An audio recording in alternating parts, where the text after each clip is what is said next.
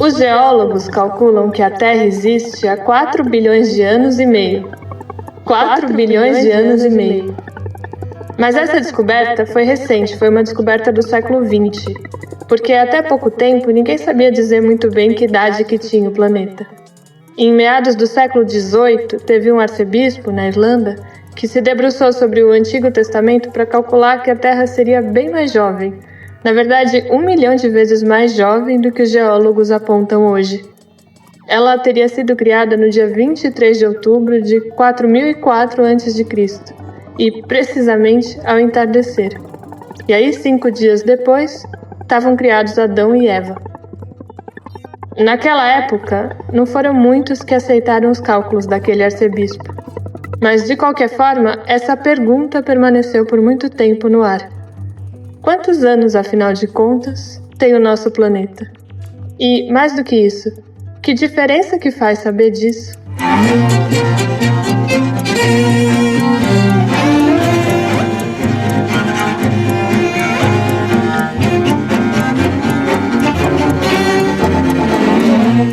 Você está ouvindo 20 Mil Léguas, o podcast de ciências e livros. Eu sou a Leda Cartoon. E eu sou a Sofia Nestrovski. Este podcast é feito pela 451, a revista dos livros, em parceria com a livraria Megafauna, e conta com o apoio do Instituto Serra Pilheira. Nesse podcast a gente fala da ciência a partir dos livros, a gente lê os cientistas como escritores. E nessa primeira temporada, você está ouvindo sobre o Charles Darwin e seu livro A Origem das Espécies, que foi publicado em 1859. Mas esse episódio especificamente não é sobre o Darwin. A gente vai chegar no Darwin, mas como é que as coisas estão quando o Darwin começa a estudar? Se no episódio passado você viajou com o Darwin a bordo do navio Beagle, agora você vai viajar sem o Darwin, porque você vai viajar no tempo, para ver como eram as ciências antes dele aparecer. A teoria do Darwin, a teoria da seleção natural, ela não surgiu num vazio. Ela foi uma descoberta que envolveu muita coisa, como a geologia, por exemplo, e a pergunta sobre a idade do planeta Terra. Foi uma descoberta que passou pela paleontologia. Os fósseis estavam começando a ser estudados mais a fundo, principalmente por um francês chamado Cuvier. O Cuvier virou uma celebridade das ciências naquela época. Ele andava por Paris, naqueles anos logo depois da Revolução Francesa, logo depois da subida do Napoleão ao poder, parecendo um monumento. Ele vestia uma túnica roxa que cobria seu corpo inteiro até os pés. Para chegar na sua teoria da seleção natural, o Darwin bebeu nas fontes dos outros cientistas. E nesse episódio você vai olhar um pouco mais para essas fontes. Você vai conhecer o avô do Darwin, um vegetariano chamado Erasmus, que escrevia poesia erótica sobre plantas. E a gente vai deixar o jovem Charles Darwin esperando a bordo do navio Beagle, onde ele ainda estava quando a gente terminou o episódio passado. Agora a gente vai preparar o terreno para o Darwin chegar e elaborar a sua teoria de como as espécies se transformam. Para isso, a gente conversou com o Pedro Paulo Pimenta. Então nós tendemos a pensar, por exemplo, erroneamente, que a finalidade da espécie humana é raciocinar. Né? Como se tudo o que existe no nosso corpo fosse voltado para o exercício da razão, que é essa capacidade que nós temos no nosso cérebro de colocar questões, desenvolver respostas. O Pedro Paulo Pimenta é professor de filosofia da Universidade de São Paulo. Foi ele quem traduziu A Origem das Espécies em 2018 para a editora Ubu. Foi ele também que organizou essa edição do livro com material extra, foi ele que escreveu o prefácio. Então, toda vez que a gente citar trechos desse livro aqui no podcast, a gente sempre vai citar na tradução dele. Além disso, o Pedro é especialista nessas relações entre a filosofia e as ciências naturais dos séculos XVIII e XIX na Europa, principalmente na Inglaterra e na França. A ciência, escreveu o poeta Samuel Taylor Coleridge, se faz necessariamente com a paixão da esperança. Ela é, portanto, poética. Então, só para a gente introduzir rapidinho, o Samuel Taylor Coleridge, Ele é um dos principais poetas do século XIX na Inglaterra, e ele é melhor amigo do Wordsworth, um poeta que a gente mencionou no episódio passado. Os versos do Wordsworth diz, por exemplo, aproxime-se da luz que emana de todas as coisas. Permita que a natureza seja sua professora. O Wordsworth e o Coleridge são nomes que começam a compor um pouco o que era esse ambiente no qual o Darwin cresceu. O que era esse mundo? Bom, o Coleridge ele era quase 40 anos mais velho do que o Darwin. Ele era de uma geração anterior à do Darwin. Ele era um poeta e ele adorava ciências. Ele também chamava os intelectuais de Londres de uns batatas. E ele também era viciado em ópio, mas essas duas informações não vêm ao caso agora. O que interessa pra gente? Interessa que o Coleridge, como poeta, estava profundamente interessado nas experimentações que a poesia poderia fazer, que a linguagem poderia fazer, e nos experimentos que os cientistas faziam. Então o Coleridge acompanhava de perto esses experimentos. Às vezes ele se oferecia até como cobaia. Ele também escreveu que frequentava os laboratórios dos cientistas toda vez que sentia que precisava renovar o seu estoque de metáforas. Mas o que é a ciência daquele período? Do século XVIII, do século XIX? E o que a poesia tem a ver com isso? O que a poesia tem a ver com a ciência e com a escrita científica? A biologia como ciência, ela é uma invenção da segunda metade do século XIX. Ou seja, as teorias, os conceitos e os procedimentos experimentais da biologia, tais como nós os conhecemos hoje, começaram a surgir como práticas padronizadas, codificadas, né, procedimentais, como eu disse, a partir da segunda metade do século XIX. Antes disso, o que existe no Ocidente é um pensamento biológico. Esse pensamento ele começa com Aristóteles. Então, a gente pode ir um pouquinho para a Grécia do século IV a.C., que é a Grécia onde o Aristóteles viveu. E naquela época, o Aristóteles descreveu as formas e os hábitos de centenas de espécies de animais e de plantas, em tratados que ficaram conhecidos depois como da história dos animais, das partes dos animais ou do movimento dos animais. Esse corpus aristotélico, ele é muito influente, né? A tal ponto que o modo como nós pensamos no senso comum os seres vivos é um modo aristotélico, ou seja, a gente olha para a forma do ser vivo e tende a decifrá-la em termos da identificação de funções, como se a forma que um ser vivo tem respondesse a uma determinada função. Isso está no Aristóteles, né? Então, quando você vê o ser humano, a espécie humana, você percebe que ela tem certas características anatômicas e fisiológicas que parecem apontar para o exercício de determinadas funções. Então, o caso clássico são as mãos, né? São as nossas patas, elas são especificadas de tal modo que elas conseguem desempenhar funções que outros animais que não têm mãos não desempenham, ao mesmo tempo em que nós somos privados do desempenho das funções que eles realizam. Então, quando a gente tenta andar sobre 4 patas, é uma tarefa praticamente impossível para nós, né? Mesmo o bebê, ele se apoia sobre os joelhos, então ele não é quadrúpede. Assim, então, de acordo com Aristóteles, uma forma existe porque essa forma serve para alguma coisa. A função, para o Aristóteles, vem antes. Então, por exemplo, um olho existe porque esse olho foi designado para ver. Um ouvido porque esse ouvido foi designado para ouvir. Com o Darwin, essa ideia desmorona completamente. Com o Darwin, e presta atenção nisso porque é realmente revolucionário, a função vem depois. Então, uma espécie vai sofrendo modificações de geração para geração e aí um olho se cria. Em certas estrelas do mar, pequenas depressões na camada de pigmento que circunda o nervo são preenchidas por uma substância gelatinosa transparente, projetando uma superfície convexa, como a córnea dos animais mais complexos. É o primeiro passo e o mais importante em direção à formação de um olho verdadeiro, capaz de formar imagens.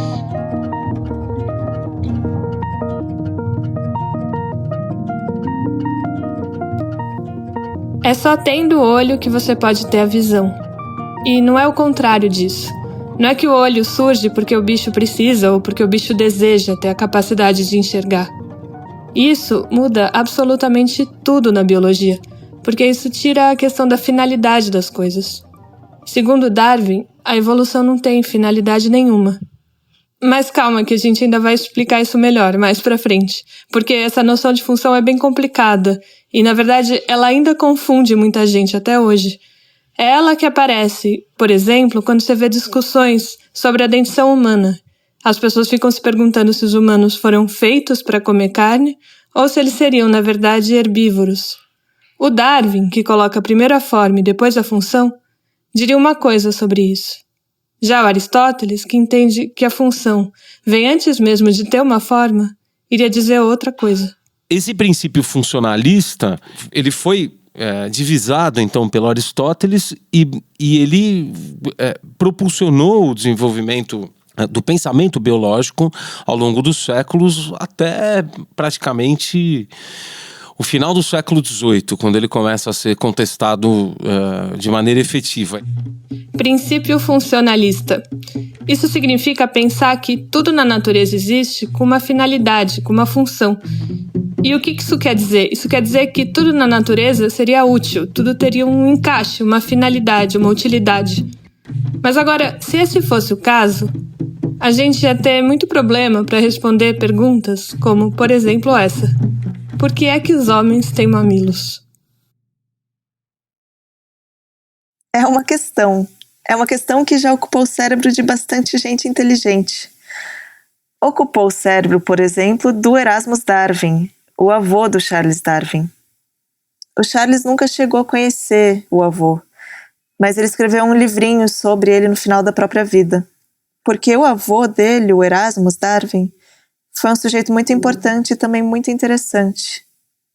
Ele era médico, ele chegou a ser convidado para ser o médico oficial do rei, mas recusou a proposta porque sabia que se ele aceitasse o cargo, ele não poderia seguir prestando auxílio à população pobre da Inglaterra, que era o que ele fazia.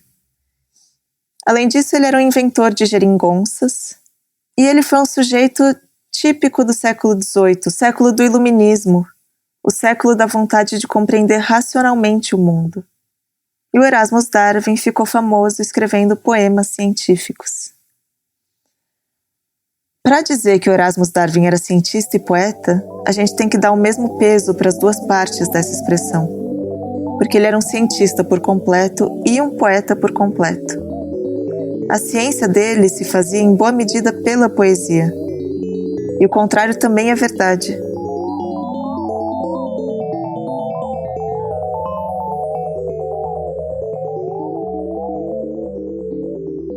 O Erasmus Darwin, assim como Aristóteles, assim como uma longuíssima corrente de pensamento ocidental, acreditava no funcionalismo. Ele acreditava que as estruturas dos seres vivos existem porque cumprem determinadas funções. Pensando nisso, pensando que todas as partes do corpo devem ter uma utilidade, era um dilema para o Erasmus Darwin a questão dos mamilos nos mamíferos do sexo masculino. Para que eles servem? Era difícil justificar a existência deles, mas o Erasmus Darwin acreditava que deveria existir alguma explicação para os mamilos na história da transformação dos seres vivos. Isso é importante, é na história da transformação dos seres vivos, porque aí, diferente do Aristóteles, o Erasmus Darwin era um evolucionista. O Aristóteles nunca se preocupou em pensar na história dos seres vivos. Ele só olhava para eles do jeito como eram naquele momento.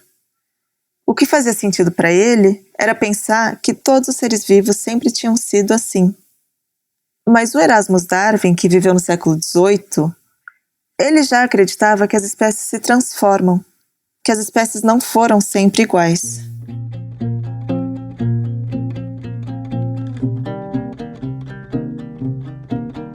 A vida orgânica, sob as ondas sem margem, nasceu e cresceu nas cavernas peroladas do oceano.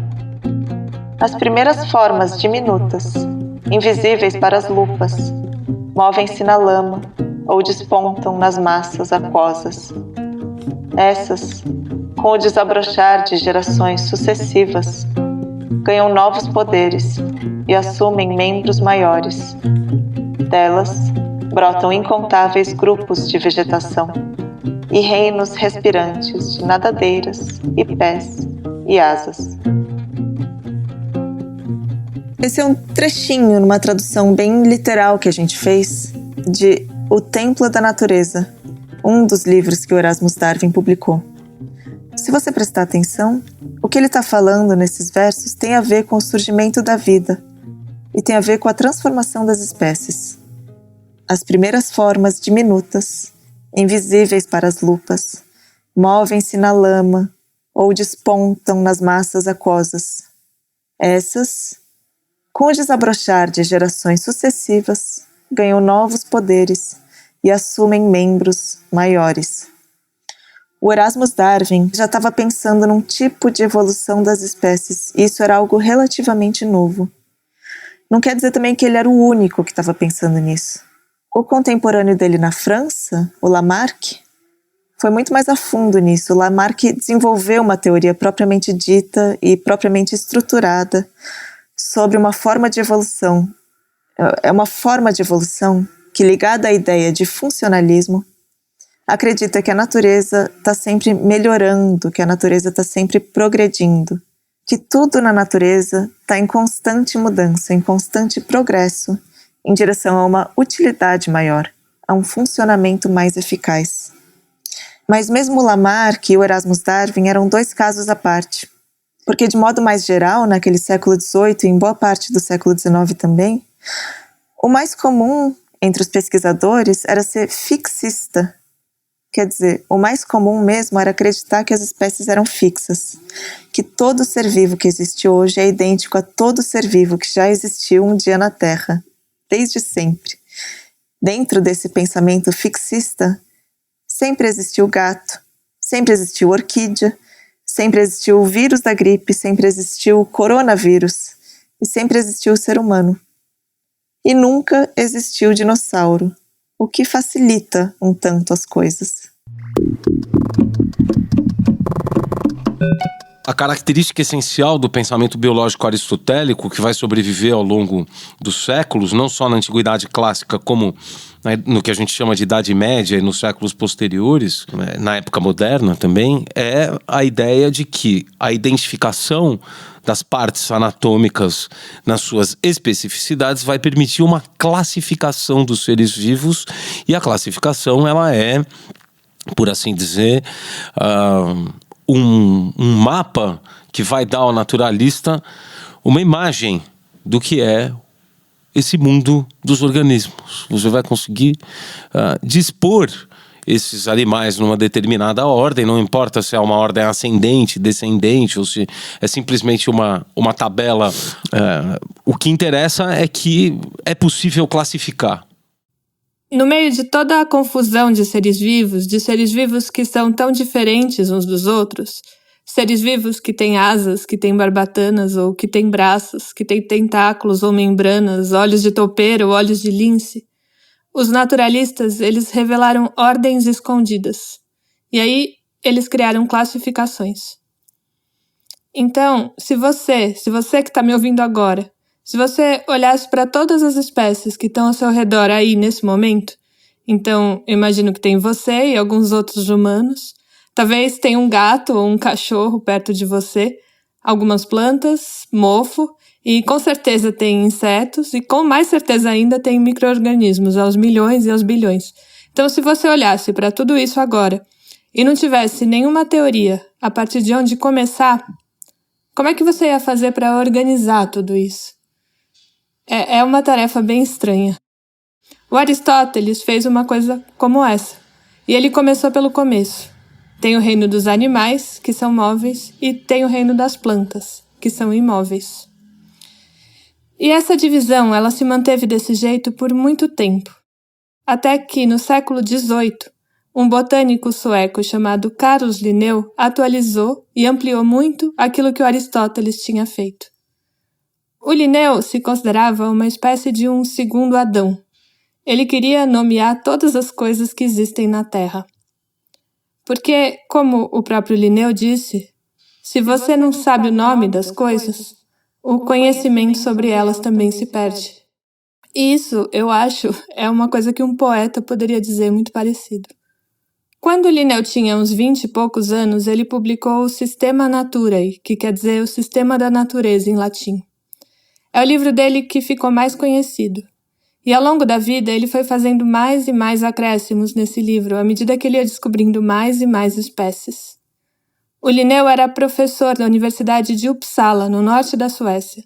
E ele preferia ficar ali, não sair do país, e mandar muitos dos estudantes dele, que ele chamava de seus apóstolos, ele mandava esses estudantes apóstolos viajarem pelo mundo para coletarem animais e vegetais de toda parte, e enviando para ele os nomes e as descrições. E aí, no total, foram 12 edições de um livro que não é mais do que uma longa lista.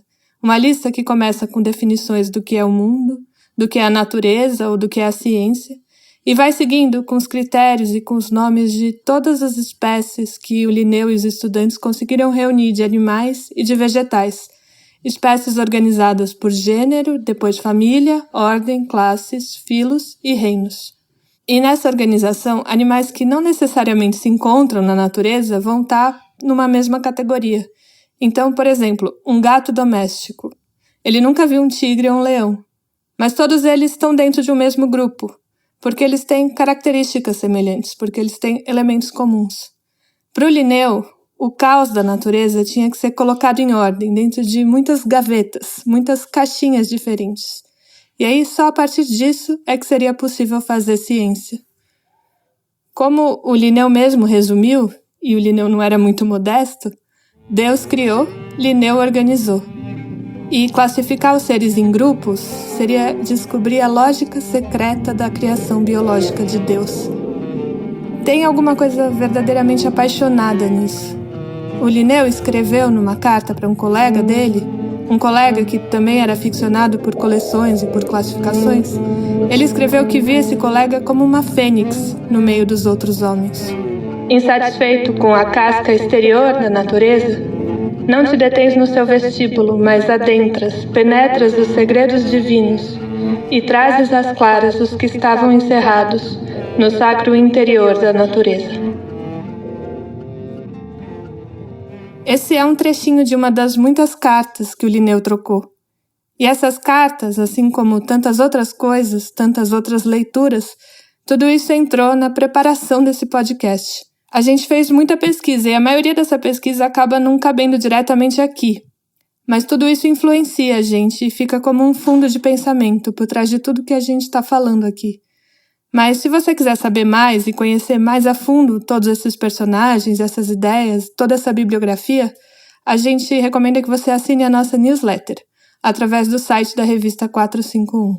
Mas bom, voltando agora para o Linneu, até hoje a gente faz a taxonomia, que quer dizer a classificação dos seres, a partir das categorias que o Linneu inventou lá no século XVIII. Tem o gênero, que sempre vem em letra maiúscula, e tem a espécie, que sempre vem em letra minúscula, e isso sempre em latim, como por exemplo Homo sapiens, que quer dizer literalmente homem sábio, homem conhecedor. E assim também, por exemplo, o Linneu deu para o gato doméstico o nome científico de Felis catus, que quer dizer gato astucioso, e para o gato selvagem ele deu o nome de Felis silvestris. Silvestris quer dizer da floresta. E aí é interessante, porque o pensamento classificatório, ele também tem os seus segredos e os seus momentos que são propícios a nos causar um certo um sentimento, né, do maravilhoso, porque para identificar o que é de fato comum é preciso antes discernir com acuidade as diferenças. Pássaro domésticos. Pardal doméstico. Símia troglodites. Chimpanzé. Vespertilio vampirus. Raposa gigante voadora. rhinóceros unicórnis, rinoceronte indiano, elefas maximus, elefante asiático, bradipus tridactylus, um bicho preguiça, Felis leo, o leão, Felis pardalis, jaguatirica, Viverra tetradactyla, suricate, ursos marítimos, urso polar, ursus lotor, guaxinim, Hystrix cristata, porco-espinho, Balena boops, jubarte, Physeter macrocephalus, a cachalote, Delphinus delphis, golfinho, Coccinella septempunctata, joaninha, Periplaneta americana, a barata, Apis truncorum, uma abelha, Pedículos humanos, piolho humano, Micrasterias radiata, uma alga verde, Corallina pinnata, um tipo de coral.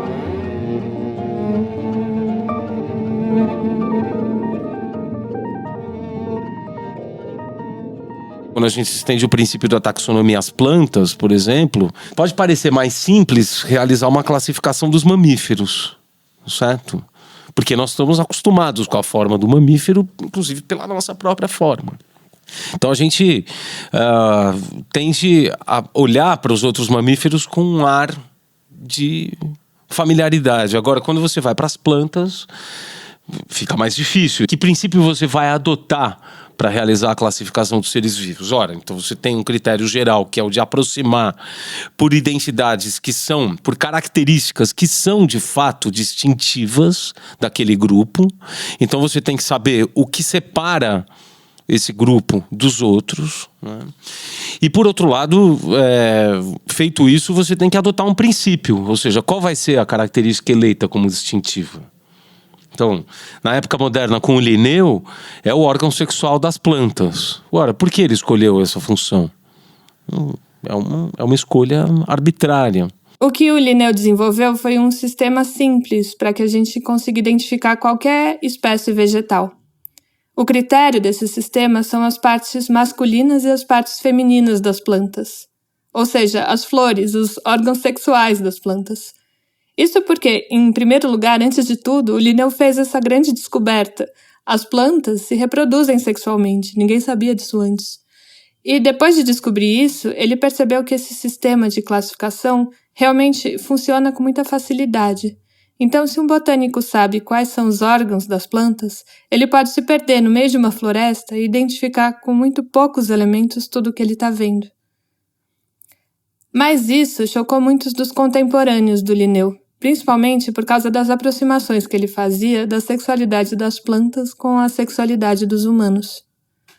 Por exemplo, as classes das plantas tinham nomes como monandria, que quer dizer um marido, diandria, 2 maridos, ou triandria, que quer dizer 3 maridos. E, para contar o número de estames, que são os órgãos masculinos, e o número de pistilos, que são os órgãos femininos de uma determinada flor, o Linneu escreveu coisas desse tipo. São 8 homens em um mesmo quarto nupcial, com uma só mulher. O que serviu de inspiração para o Erasmus, o avô do Charles Darwin. O Erasmus pegou esse sistema de classificação das plantas e escreveu um livro chamado O Amor das Plantas. E na época teve gente que achou isso tão descabido que inclusive um grupo conservador publicou uma espécie de poema paródia do amor das plantas chamado O Amor dos Triângulos. E era fácil mesmo fazer uma paródia do Erasmus Darwin. Ele era muito singular e ele estava muito pouco preocupado em ser uma pessoa discreta. Ele, por exemplo, receitava para os pacientes com problemas psíquicos que simplesmente fizessem mais sexo. Isso, se você for pensar, é 150 anos antes do Freud. Mas vamos deixar os humanos de lado um pouquinho e voltar para as plantas. Nesse livro, O Amor das Plantas, o Erasmus Darwin transforma o sistema de classificação do Linneu em poesia amorosa, em poesia erótica. Olha essa cúrcuma. A fria e tímida cúrcuma, seduzida lentamente, encontra o amado marido com o olhar reticente. O Linneu chegou a classificar mais de 7.000 espécies de plantas e mais de 4.000 espécies de animais. Essa organização foi muito útil. Esse modelo de classificação do Linneu serviu no século XIX até para classificar as nuvens. Mas o Linneu nunca chegou a se perguntar, olhando para esses milhares e milhares de espécies, o que, afinal, é uma espécie? não foi uma questão para ele a possibilidade de transformação das espécies. Já o Erasmus Darwin, como a gente mencionou, pensou um pouco mais sobre a transformação das espécies. Ele escreveu um outro livro chamado Zoonomia, que tem muitas das suas ideias evolucionistas. E é nesse livro que tem a pergunta sobre os mamilos dos homens. Quando o neto dele, quando Charles Darwin estava na universidade, em Cambridge, ele leu esse livro do avô, mas não foi muito afetado por essa leitura. Na época em que ele ainda estava em Cambridge, o Charles Darwin ainda não acreditava que as espécies evoluíam, que elas se transformavam. Ou seja, ele não estava de acordo com as ideias do próprio avô. O Charles Darwin era um fixista. E foi como fixista, foi acreditando que as espécies eram assim, que sempre foram assim, que o Charles Darwin embarcou no Beagle. E a bordo do Beagle, enquanto ele viajava pelo mundo, o Darwin coletava pistas, mas ainda estava bem longe de chegar numa teoria que pudesse explicar o surgimento das espécies na Terra. Mas o caso do Darwin é especialmente curioso porque o avô dele já era um evolucionista e o pai dele já era um evolucionista. O brasão da família Darwin, que tradicionalmente era só um desenho de uma concha, foi alterado pelo Erasmus Darwin. O Erasmus Darwin acrescentou uma frase em latim que deixava bem claro para quem quisesse entender que toda a vida começou no mar. O Charles Darwin demorou. Ele deu uma volta longa para chegar num lugar bem próximo àquele que sua própria família já tinha chegado, de uma forma ou de outra. Mas essa volta longa fez toda a diferença. O Charles Darwin alcançou a ideia de evolução inventando um caminho próprio, um caminho dele. E quando ele se encontrou com essas teorias de evolução mais antigas, o percurso interior que ele precisou fazer mostrou um caminho novo por onde ele poderia continuar, por onde ele poderia levar a ideia adiante.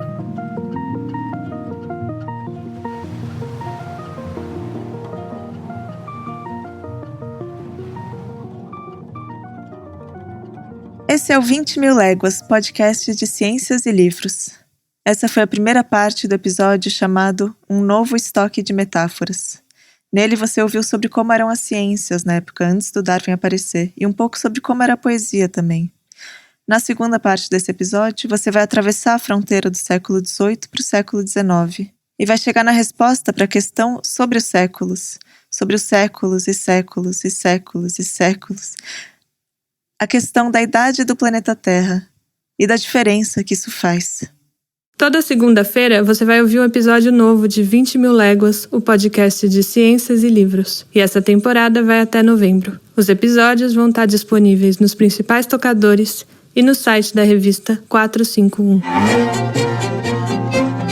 Essa é uma produção da Associação 451 em parceria com a livraria Megafauna e conta com o apoio do Instituto Serra Pilheira, Instituto de Fomento à Ciência e à Divulgação Científica no Brasil. A criação desse podcast e a edição dos roteiros é da Fernanda Diamante. O roteiro, a pesquisa e a apresentação é nossa, Sofia Nestrovski e Leda Cartoon. A trilha sonora original e a execução dessa trilha é do Fred Ferreira. A edição e finalização de som é do Nicolas Rabinovich. Mas a gente está gravando esses episódios durante a pandemia do novo coronavírus. Então a gente está gravando cada uma na sua casa, respeitando o distanciamento social. A produção executiva é da Mariana Shiraiwa. O projeto gráfico e as ilustrações são da Débora Salles. A revisão técnica dos roteiros é do Reinaldo José Lopes. E a edição das newsletters é do Gabriel Joppert. Você pode assinar essa newsletter no site da revista 451. Lá você encontra uma parte dela aberta, disponível. Mas você pode assinar de graça para receber no seu e-mail também toda semana uma newsletter com informação adicional sobre cada episódio, links, referências, bibliografia e uma série de material extra que o Gabriel e nós fomos compilando durante esse processo de criação desse podcast. A gente agradece mais uma vez a Marina Cartoon pela transcrição das entrevistas e a Lívia Nestrovski pela preparação vocal para as gravações.